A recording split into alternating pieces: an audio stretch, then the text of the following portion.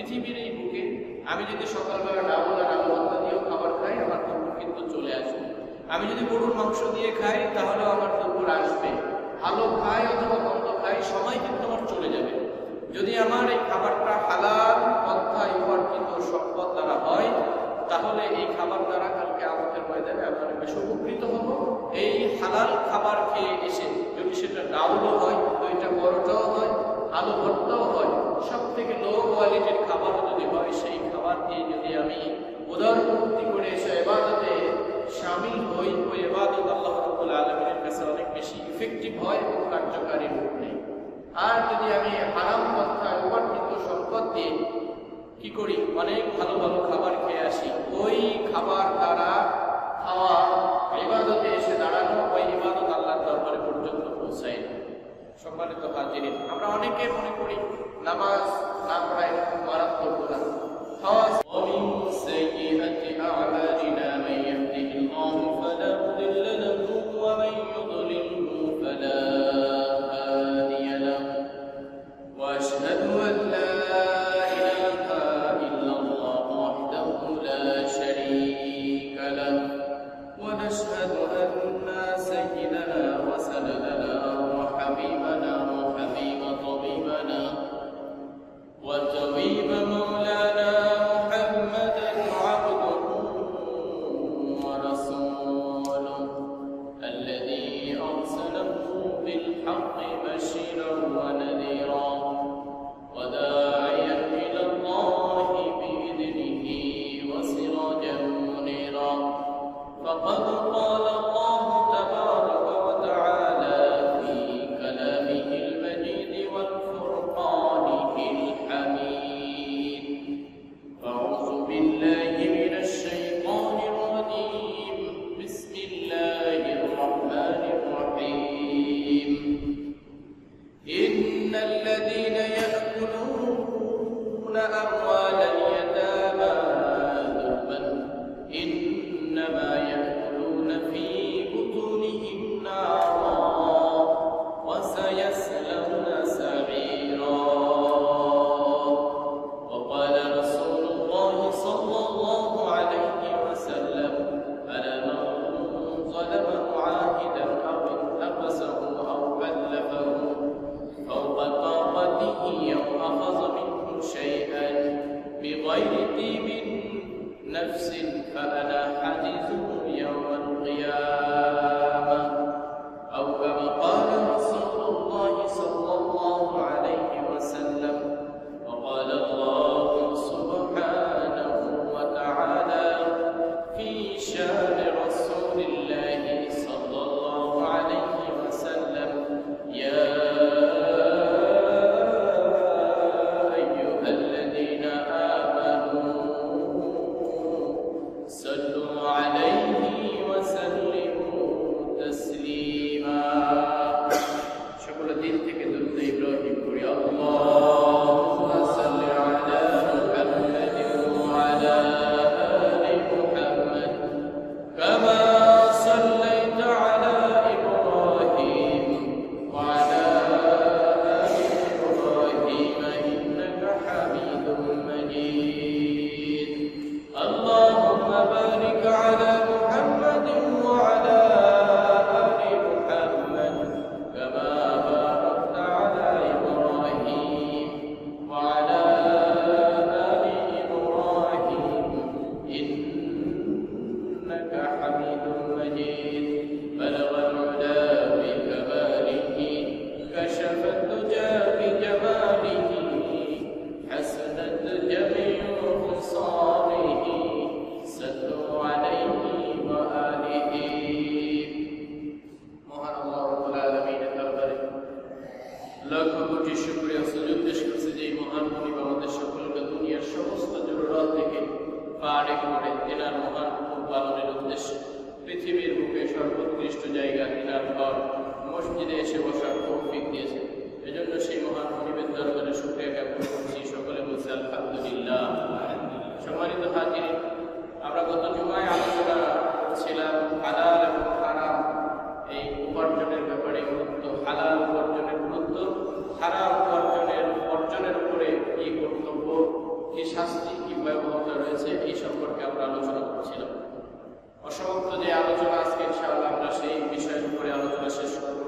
কুরআনুল কারীম থেকে আল্লাহ রাব্বুল আলামিন যেই মহাগ্রন্থ আল কোরআন নাযিল করেছেন তার থেকে একটি আয়াত পাঠ করেছি। সূরাতুন নিসা 10 নম্বর আয়াত। রাসূল করিম সাল্লাল্লাহু আলাইহি ওয়াসাল্লামের হাদিস পাঠ করেছি। আল্লাহ রাব্বুল আলামিন এই সমস্ত আলোচনা আমাদেরকে হৃদয়ঙ্গম করার তৌফিক দিক সকলে বলি আমিন। যতটুকু বললে আমাদের সকলের আমল করতে সহজ হয় ঠিক সেরকম ভাবে বুঝিয়ে শুনিয়ে কথাগুলো বুঝিয়ে বলতে পারে আল্লাহ আমাদের সেই তৌফিক দান করুন সকল বলি আমিন।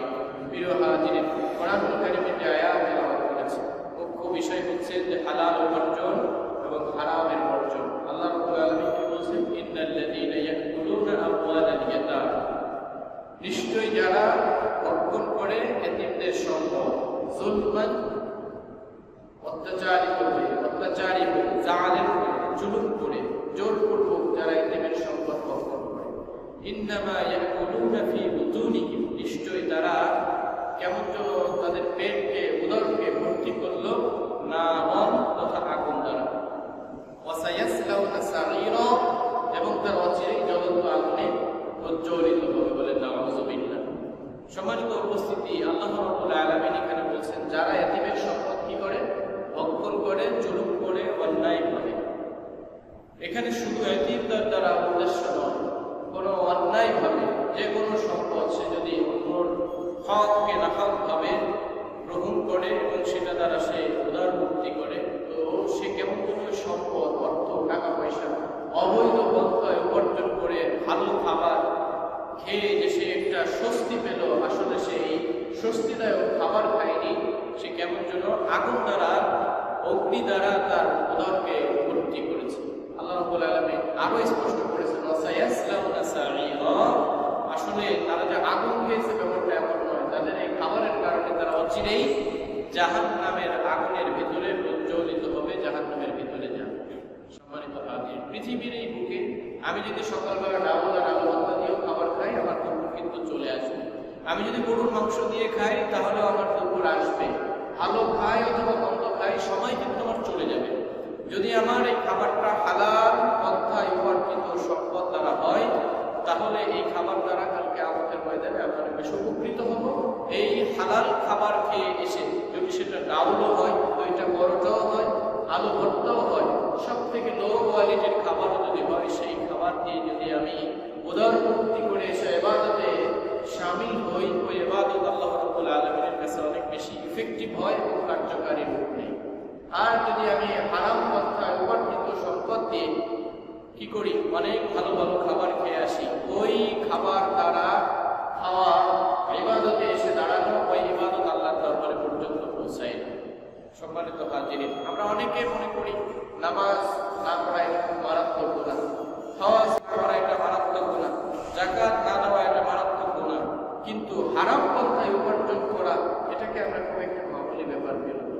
এবং হারাম পন্থায় উপার্জিত সম্পদ দিয়ে আমরা ভালো ভালো খাবার খাই, উদারমুক্তি করি, অনেক প্রশান্তি পাই, এটা আমার কাছে খুব বেশি খারাপ মনে হয় না। প্রিয় হাজিরিন, আমার চমৎকার একটা উদাহরণ মনে আছে যে আপনি যে ময়লাযুক্ত খাবার, পচা গান্ধা যত দুর্গন্ধযুক্ত খাবার আছে, এই খাবার খাওয়া যতটা খারাপ তার থেকে বেশি হারাম পন্থায় উপার্জিত টাকা দ্বারা আপনি যদি খাবার খান, ওই খাবারটা ওই খাবারের ওই যে পচা গন্ধা দুর্গন্ধযুক্ত খাবার প্রত্যেকেও বেশি নিকৃষ্ট মানের আপনার এই খাবারটা। আপনি যদি এটা ফিল করেন তাহলে আপনি অবৈধ পন্থায় উপার্জিত সম্পদ দিয়ে, অবৈধ পন্থায় উপার্জিত টাকা দিয়ে আপনি হারাম খাবার খেতে পারেন। প্রিয় হাজির, আল্লাহ রাসূল সাল্লাল্লাহু আলাইহি ওয়াসাল্লাম বলেছেন আলা মান যালামা মুআহিদান আও ইনতাকাসাহু আও কাল্লাফাহু, যদি কেউ কোনো অমুসলিম নাগরিক বা প্রবাসীকে জুলুম করে অথবা চুক্তির, আমরা এই হাদিস পর্যন্ত কতটুকু আলোচনা করেছি, আও ইনতাকাসাহু আও কাল্লাফাহু, যদি তার চুক্তির যতটুকু চুক্তি ছিল তার থেকে কম করে দেওয়া হয়, ফাওকা তাআতিহি, অথবা তার উপরে যতটুকু চুক্তি ছিল তার থেকে বেশি তার উপরে দায়িত্ব চাপায় দেওয়া হয়, আওয়াকাযা মিনহু শাইআন বিগাইরি তিবিন নাফসি, অথবা তার অসন্তুষ্টি ব্যতীত তার থেকে জোরপূর্বক কিছু গ্রহণ করা হয়, ফাআনা হাজিজুহু ইয়াউমাল কিয়ামা, আল্লাহ রাসূল বলেন ওই ব্যক্তির জন্য আল্লাহ রাব্বুল আলামিন কাল কিয়ামতের ময়দানে কি করবে? মামলা দায়ের করবে, মামলা মুকদ্দমা করবে। আল্লাহ যেই ব্যক্তির বিরুদ্ধে স্বয়ং নিজেই বাদী হয়ে মামলা দিবে, ওই ব্যক্তির আর সুযোগ নেই সে জান্নাতে যেতে পারবে।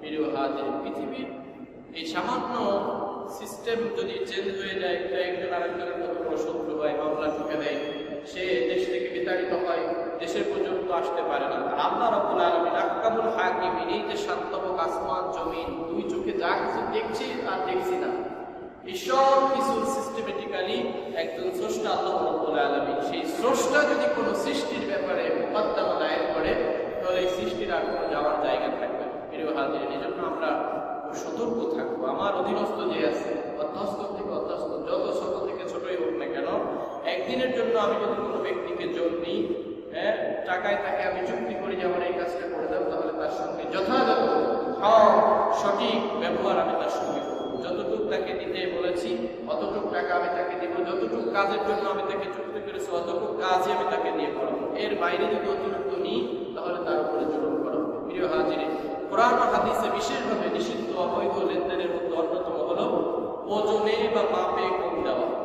আমরা বিভিন্ন সময়ে বিভিন্ন পরিস্থিতিতে কেউ না কেউ আমরা ওজনের সঙ্গে সম্পৃক্ত।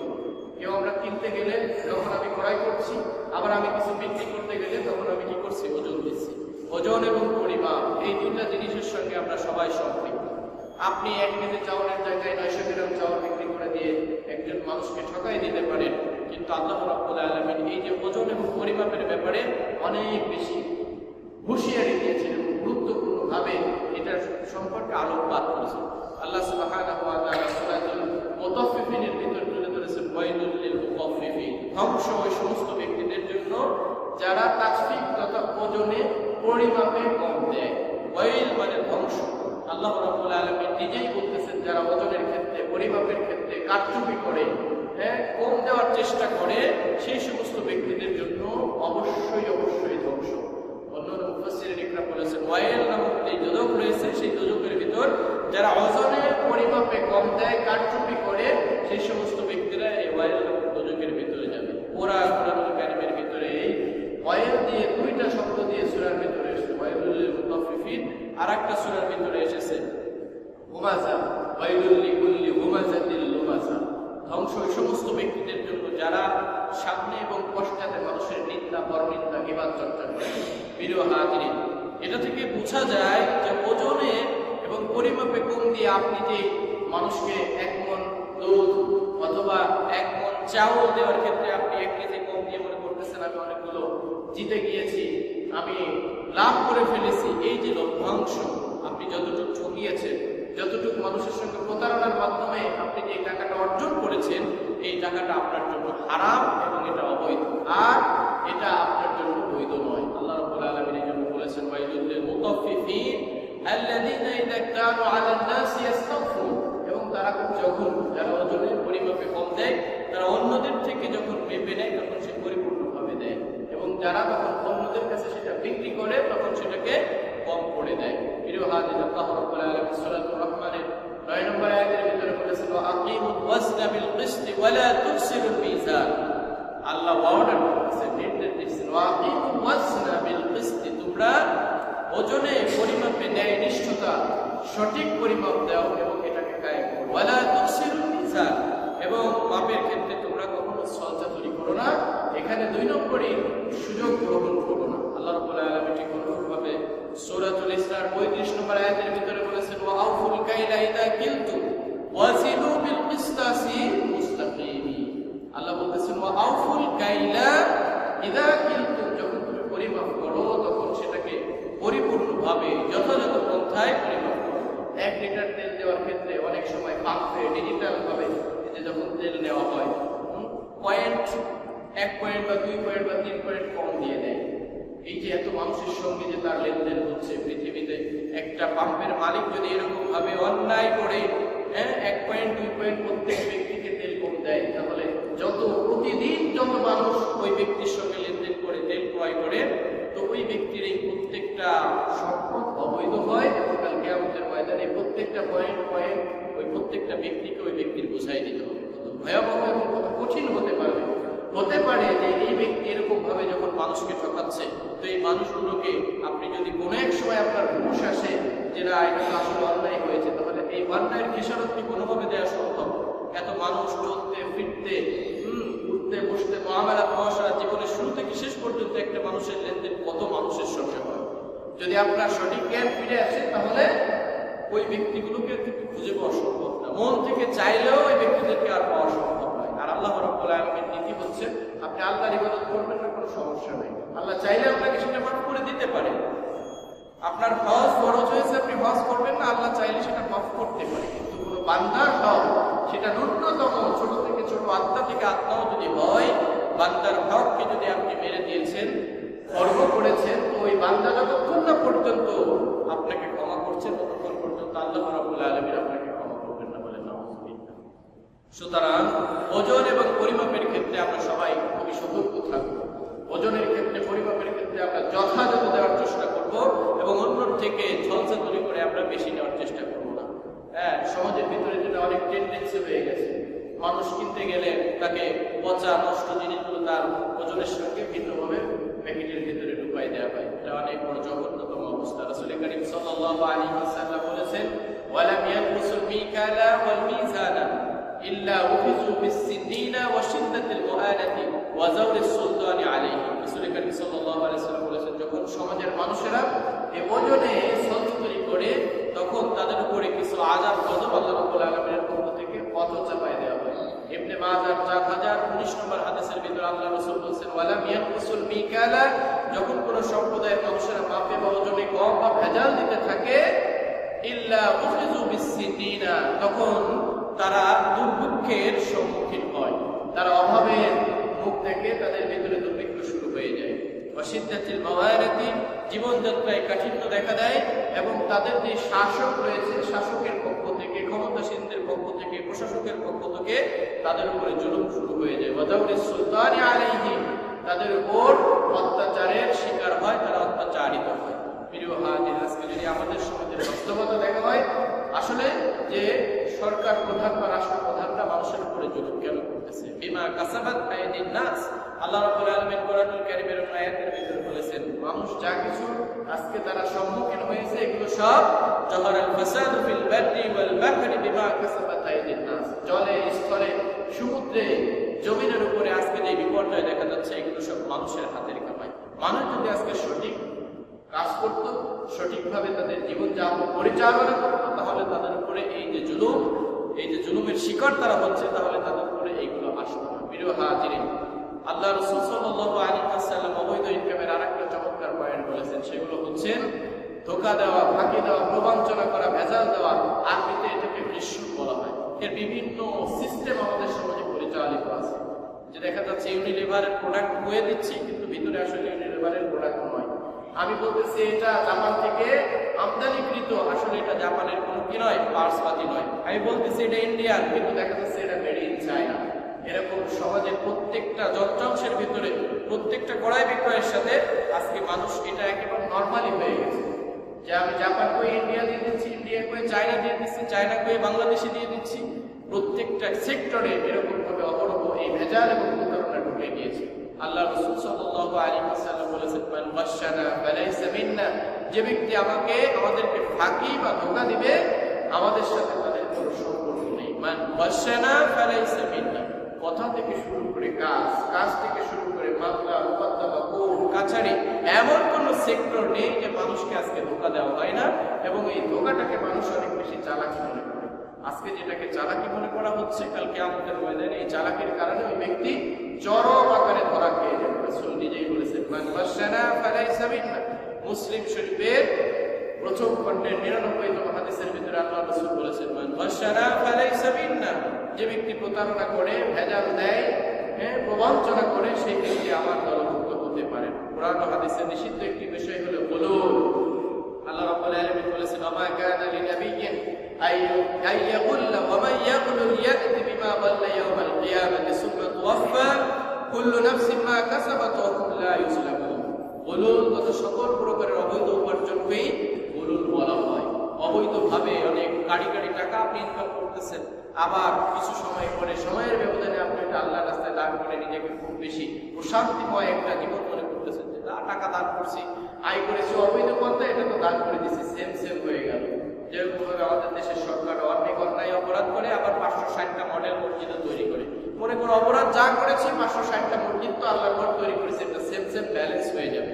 এরকম ব্যালেন্স হওয়ার কোনো সুযোগ নেই। আপনি অপরাধ করে যে সম্পদ ইনকাম করেছেন, অন্যায়ভাবে একজনের সাথে অন্যায় অপরাধ করেছেন, আচরণ করেছেন, আর একটা ভালো কাজ দিয়ে আপনি এটা করতে পারবেন, এরকম অন্যায় অপরাধ তারা সম্পদ দিয়ে, অর্জিত সম্পদ দিয়ে আপনি দান করে এটার ব্যালেন্স তৈরি করার কোনো সুযোগ নেই। আল্লাহ নিজেই বলেছেন, কোন নবীর পক্ষে এটা সম্ভব নয় যে তিনি অবৈধভাবে কোনো কিছু গোপন করবেন। বদরের যুদ্ধ থেকে যখন সবাই ফিরে এসেছে, গনিমতের মাল যখন বন্টন হচ্ছে, তখন একটা চাদর অথবা একটা অলংকার সেখানে খুঁজে পাওয়া যাচ্ছে না। কোন সাহাবীদের মনে উদয় হলো যে হয়তো রাসূল করিম সাল্লাল্লাহু আলাইহি ওয়াসাল্লাম এটা নিজের জন্য হয়তো রেখে দিয়েছে। আল্লাহ রাব্বুল আলামিন তাদের মনের কথা বুঝতে পেরে আল্লাহ রাসূল সাল্লাল্লাহু আলাইহি ওয়াসাল্লামকে তাদের ব্যাপারে স্পষ্ট করলেন, ওয়া কানা লিনাবিয়্যিন, কোন নবীর জন্য এটা শোভনীয় নয়, আইয়াকুল্লাহ, যে কোনো কিছু তিনি অন্যায়ভাবে গোপন করে রাখবে, ওয়া ইয়াকুলুল বিমা ইয়াতি বিমা গাল্লা, এবং কেউ অবৈধভাবে কিছু গোপন করে তাহলে কিয়ামতের দিন কি করবে, সে সেগুলো নিয়েই উপস্থিত হবে।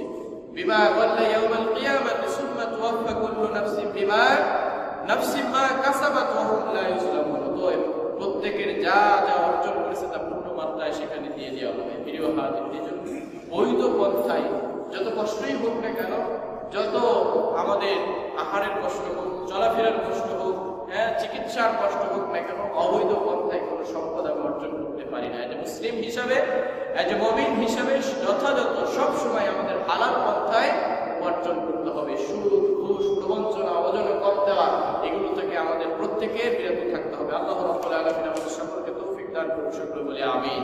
সম্মানিত উপস্থিতি, অবৈধ উপার্জনের অন্যতম পদ্ধতি হচ্ছে আমাদের দেশে ঘুষ বাণিজ্য। হাদিয়া বলেন, টেবিলের তল দিয়ে বলেন, চা খাওয়া বলেন, মিষ্টি খাওয়া বলেন, যে কোনো ভাষায় আপনি বলেন না কেন, এই ঘুষ আমাদের সমাজে এত বেশি জনপ্রিয়তা পেয়েছে যে সকলের কাছে এটা একটা মামুলি ব্যাপার হয়ে গিয়েছে। যে ব্যক্তি কোনো কর্মের জন্য বেতন, সম্মানী বা ভাতা গ্রহণ করেন, সেই কাজের জন্য অন্যের থেকে সেবা গ্রহণ বা হাদিয়া গ্রহণ বা মিষ্টি খাওয়া বা চার বিল, যে কোনো পন্থাই হোক না কেন, টাকা নেওয়া এটা সম্পূর্ণভাবে হারাম। ঠিক অনুরূপভাবে আরো স্পষ্ট করা হয়েছে, কোন ঊর্ধ্বতন কর্মকর্তাকে তার তোষামোদী করার জন্য, তার থেকে কোনো ফায়দা হাসিল করার জন্য তাকেও যদি কোনো হাদিয়া, ঘুষ বা বানহাত করা হয়, তাহলে এটাও ঘুষ হিসেবে বিবেচিত হবে। আল্লাহ রাব্বুল আলামিন, আল্লাহ রাসূল সাল্লাল্লাহু আলাইহি ওয়াসাল্লাম স্পষ্ট ঘোষণা করেছেন তিরমিজি শরীফের 1337 নম্বর হাদিসের ভিতরে, লাআনা রাসূলুল্লাহ সাল্লাল্লাহু আলাইহি ওয়াসাল্লাম আর-রাশি ওয়াল মুরতাশি। আল্লাহ রাসূল বলতেছেন, লাআনা রাসূলুল্লাহ সাল্লাল্লাহু আলাইহি ওয়াসাল্লাম, আল্লাহ রাসূল ওই ব্যক্তির উপরে অভিশাপ দেন, বদদুয়া করেন, যে ব্যক্তি আর-রাশি ওয়াল মুরতাশি, যে সুদ গ্রহণ করে এবং যে সুদ দেয়, সুদদাতা এবং সুদ গ্রহীতা। মাঝে মধ্যে দেখা যায় যে আসলে এই ঘুষ গ্রহীতা এবং ঘুষদাতা সুদ নয়। আর রাশি ওয়াল মুরতাশি অর্থ হচ্ছে যে সুদ, এই ঘুষ গ্রহণ করে এবং যে ঘুষ দেয়। একেবারে অনন্য উপায় হয়ে যে ব্যক্তি ঘুষ দেয়, যে আসলে এটা আমার বৈধ জিনিস, আমি পরীক্ষায় ফার্স্ট হয়েছি, তারপরে আমাকে টাকা না দিলে আমাকে চাকরিটা দিচ্ছে না, এরকম অনন্য উপায় হয়ে যদি কেউ ঘুষ দেয়, তাহলে কিছুটা কনসিডার করা যেতে পারে। কিন্তু উত্তম হচ্ছেন, তাকওয়া হচ্ছেন যে আল্লাহ রাব্বুল আলামিনের এই দুনিয়ায় ওই চাকরি ছাড়া যে আপনি অন্য কোনো উপার্জন করে খেতে পারবেন না, তা হতে পারে না। সুতরাং আপনি ওটা না দিয়ে আপনি আরেক জায়গায় চাকরি করে খান বা অন্য জায়গায় অন্য কর্ম করে খান, তাও ঘুষের সঙ্গে আপনি সম্পৃক্ত হয়েন না। প্রিয় হাজির, আজকে এই যে ঘুষ আমাদের সমাজে অনেক বেশি সহজ করে দেওয়া হয়েছে। এরপর আর একটা হচ্ছেন সুদ। সুদ হচ্ছেন সময়ের পরিবর্তনে বা সময়ের ক্ষেপণে আপনি টাকা দিয়ে অতিরিক্ত টাকা গ্রহণ করা, একই সম্পদ দিয়ে একই সম্পদ আপনার অতিরিক্ত গ্রহণ করা, এই সুদ। সুদ তো আজকে আমাদের সমাজের কেউ সুদ থেকে বেশি নেই, মুক্ত নয়। সুদের ধোয়া থেকে আমরা কেউ বাঁচতে পারছি না। সুদ এমনভাবে আমাদের উপরে চাপিয়ে দেওয়া হয়েছে এবং বৈশ্বিকভাবে সুদের ব্যবস্থাপনা এত চমৎকারভাবে সিস্টেমেটিক্যালি এত সুন্দর করা হয়েছে যে আপনি বাঁচতে চাইলেও সুদ থেকে বাঁচা সম্ভব নয়। আল্লাহ রাব্বুল আলামিন, রাসূল করিম সাল্লাল্লাহু আলাইহি ওয়াসাল্লাম বলেছেন, যে ব্যক্তি সুদ খায়, এই ব্যক্তি অনেক বেশি আযাবের সম্মুখীন হবে। রাসূল সাল্লাল্লাহু আলাইহি ওয়াসাল্লাম স্বপ্ন দেখছেন, বুখারী শরীফের সহিহ হাদিসের ভিতরে এসেছে। তো স্বপ্ন দেখতে দেখতে লম্বা হাদিসটা, এই পয়েন্টটা এটার সাথে তুলনীয়, এই জন্য বলতেছি যে রাসূল সাল্লাল্লাহু আলাইহি ওয়াসাল্লাম দেখছেন একটা রক্তের নদী, লাল রক্তের নদীর ভিতরে একটা মানুষ সাঁতার কাটতে কাটতে কুলে আসতেছে, আর এই কুলে একজন ফেরেশতা বসে আছে, আর একজন ফেরেশতা, দুইজন ফেরেশতা বসে আছে। এক ফেরেশতার কাছে অনেক পাথরের খণ্ড রয়েছে। যখন ওই ব্যক্তি কুলে আসছে, তো কুলে আসার সাথে সাথে এক ব্যক্তি ওই মুখটাকে ধরতেছে, যেই ব্যক্তি সাঁতার কেটে উপরে আসার চেষ্টা করতেছে, আর এক ব্যক্তি ওর মুখের ভিতরে এই পাথর ঢুকিয়ে দিচ্ছে। যখন পাথর ঢুকিয়ে দিচ্ছে তখন আবার সে পড়িয়ে যাচ্ছে, এরকম ভাবে সে আবার রক্তের সাগরের ভিতরে আবার চলে যাচ্ছে। এইভাবে প্রতিনিয়ত বারবার এটা হচ্ছে। রাসূল করিম সাল্লাল্লাহু আলাইহি ওয়াসাল্লাম জিজ্ঞাসা করলেন এটা কি কারণে? রাসূল সাল্লাল্লাহু আলাইহি ওয়াসাল্লামকে বলা হলো এই ব্যক্তি সুদের লেনদেনের সঙ্গে জড়িত ছিল এবং সুদী কারবারির সঙ্গে সে সম্পৃক্ত ছিল। প্রিয় হাজিরিন, আল্লাহ রাসূল সাল্লাল্লাহু আলাইহি ওয়াসাল্লাম অন্য হাদিসের ভিতরে বলেছেন সুদের সর্বনিম্ন অপরাধ এবং অন্যায় হচ্ছে যে সে তার নিজের মায়ের সঙ্গে জিনায় লিপ্ত হয়। বলেন নাউযুবিল্লাহ। প্রিয় হাজির, কোন সজ্ঞানে একজন ব্যক্তি তার নিজের মায়ের সঙ্গে এই কাজে কখনো সম্পৃক্ত হতে পারে না, বা এটা সম্ভাবনা। এটা কত জঘন্যতম ভাষা, কত কঠিন কথা, যে সব থেকে ন্যূনতম অপরাধ হচ্ছেন এইটা। প্রিয় হাজির, এই জন্য এই সুদ থেকে আমরা জেনে শুনে, যেখানে বাধ্যতামূলক আমার লেনদেন করতে হয় ব্যাংকের সিস্টেমে, তা না হলে আমি পারতেছি না, এই জায়গা ভিন্ন কথা। কিন্তু আপনি নিজে উদ্দীপ্ত হয়ে আপনি ব্যাংকে টাকা রাখলেন 5 বছরের জন্য, 10 বছরের জন্য, সুদের সঙ্গে জড়িয়ে গেলেন, এই ধরনের কর্মকাণ্ড থেকে আমাদেরকে বেরিয়ে আসতে হবে। আল্লাহ রাব্বুল আলামিন সূরাতুল বাকারা 275 থেকে 279 নম্বর আয়াতের ভিতর বলেছেন আল্লাযীনা ইয়াকুলুনা রিবা লা ইয়াকুমুনা ইল্লা কামা ইয়াকুমুল লাযীনা ইয়াতাখাব্বাতুহু আশ-শাইতানু মিনাল মাসসি যালিকা বিআন্নাহুম ক্বালু ইন্নামাল বাই'উ মিসলুর রিবা। আল্লাহ রাব্বুল আলামিন স্পষ্ট করেছেন যারা সুদ খায় তারা কাল কিয়ামতের ময়দানে দাঁড়াইতে পারবে না। তবে দাঁড়াবে কিভাবে? যে শয়তান তাদেরকে স্পর্শ করে পাগল করে দিয়েছে, প্যারালাইজড ব্যক্তির মতো সে দাঁড়াবে। এমন অবস্থা হবে যে সুস্থভাবে সে দাঁড়াতে পারবে না। ইয়াকুমুল লাযী ইয়াতাখাব্বাতুহু আশ-শাইতানু মিনাল মাসসি। আর এটা কেন হবে? যালিকা বিআন্নাহুম ক্বালু। তাদের ক্ষেত্রে এরকম পরিস্থিতি কেন তারা এই সম্মুখীন হবে? তারা বলতো ইন্নামাল বাই'উ মিসলুর রিবা, নিশ্চয়ই বেচাকেনা, ব্যবসা বাণিজ্য এটা তো একেবারে সুদের মতো। অথচ আল্লাহ রাব্বুল আলামিন বলতেছেন ওয়া হাল্লাল্লাহুল বাই'a ওয়া হারামার রিবা। অথচ আল্লাহ রাব্বুল আলামিন বাইকে, বেচাকেনাকে হালাল করেছেন, সুদকে হারাম করেছেন। প্রিয় হাজিরিন, অনেকেই আমি বিগত যে মসজিদে 10 বছর খতিব ছিলাম, সেখানের একজন ব্যারাক ব্যাংকে তিনি চাকরি করতেন। তিনি পুরা কোরআন শরীফের ভিতরে সুদের আয়াত খুঁজে পায় না, সুদের ব্যাপারে তিনি স্পষ্ট না। তিনি স্পষ্টভাবে ঘোষণা করেন যে সুদের ব্যাপারে তো সরাসরি সুদ খাওয়ার ব্যাপারে কোনো কথা বলা হয়নি। এরকম যদি কারোর ধারণা থাকে, ধ্যান ধারণা থাকে, চিন্তা চেতনা থাকে, তাহলে এই ব্যক্তির ঈমান নিয়ে বড় সংশয় রয়েছে। তার ঈমান থাকবে কি থাকবে না আল্লাহ ভালো। প্রিয় হাজিরিন, এজন্য যত ছোটই হোক না কেন, যত অল্পই হোক না কেন, সুদ থেকে আমরা সকলে বেঁচে থাকার চেষ্টা করব। আল্লাহ রাব্বুল আলামিন আমাদেরকে সেই তৌফিক দান করুন, সকলে বলে আমিন। তারা বাইকে, বেচা কেনাকে সুদের সঙ্গে সম্পৃক্ত করে, সুদও যায় বেচা কেনাও যায়, এটা তো সমান সমান। প্রিয় হাজিরিন, আল্লাহ রাব্বুল আলামিন আমার আপনার জন্য যেটা মঙ্গলজনক সেটাকেই হালাল করেছেন, যেটা অমঙ্গল, যেটা মানুষের উপকারে আসবে না সেটাকেই হারাম করেছেন। এটা আপনার ব্রেনের, মস্তিষ্কের, চিন্তায়, মগজে যদি মানে তাহলেও ভালো, যদি আপনার যুক্তিতে এটা ধরে তাহলে ভালো, যুক্তিতে না ধরলেও আপনাকে সেটা মানতে হবে। আর স্রষ্টা যেহেতু আমাকে সৃষ্টি করেছেন, কোনটাই কল্যাণ রেখেছেন, সুদের ভিতরে আমার জন্য হারাম, সুদ আমার জন্য ক্ষতিকর, এই জন্য আল্লাহ রাব্বুল আলামিন সুদকে হারাম করেছেন। বেচা কেনা, ব্যবসা বাণিজ্য আমার জন্য হালাল, এর ভিতরে আমার মঙ্গল, এর ভিতরে আমার কল্যাণ, এই জন্য বেচা কেনাকে আমার জন্য কি করেছেন? হালাল করেছেন। আল্লাহ রাব্বুল আলামিন এরপরে বলেছেন ওয়া হারামার রিবা ফামান জাআহু মাউইযাতুম মির রাব্বিহি ফান্তাহা ফালাহু মা সালাফা। এই যে আল্লাহ রাব্বুল আলামিনের পক্ষ থেকে উপদেশ আসার পরে যারা সুদের সঙ্গে সম্পৃক্ত, তৎকালীন সময়ে সাহাবীরাও সুদের সঙ্গে জড়িত ছিল, এই আয়াত যখন নাযিল হলো তারা সুদ থেকে পরিপূর্ণভাবে পৃথক হলো। ফান্তাহা ফালাহু মা সালাফা ওয়া আমরুহু ইলাল্লাহি ওয়া মান আদা ফাউলাইকা আসহাবুন নার।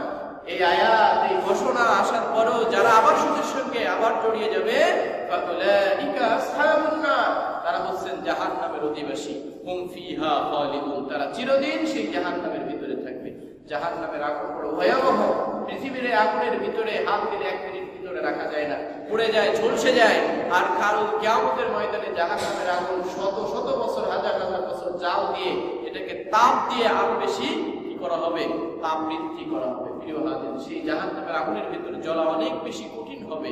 আল্লাহ রাব্বুল আলামিনের পরেও বলছেন, এরপরেও যদি সুদ তোমাদের ছাড়তে মনে না চায় তাহলে শোনো, ইয়ামহাকুল্লাহু রিবা ওয়া ইউরবিস সাদাকাত। আল্লাহ রাব্বুল আলামিন সুদকে নিশ্চিহ্ন করে দেন। আপনি বছরের বছর সুদ নিয়ে আপনি ব্যাংক ব্যালেন্স তৈরি করেছেন 1 কোটি টাকা, আল্লাহ আপনার এমন একটা গজব দেবেন, এমন একটা বিপদ দিবেন, হয়তো আপনার দুনিয়ার মুখে বিপদ নাও দিতে পারেন, কাল কিয়ামতের ময়দানে আপনার জন্য তো গজব এবং বিপদ অবধারিত নিশ্চিত। সেখানে আপনাকে এই সুদের কারণে গজব এবং আযাবের সম্মুখীন হতে হবে।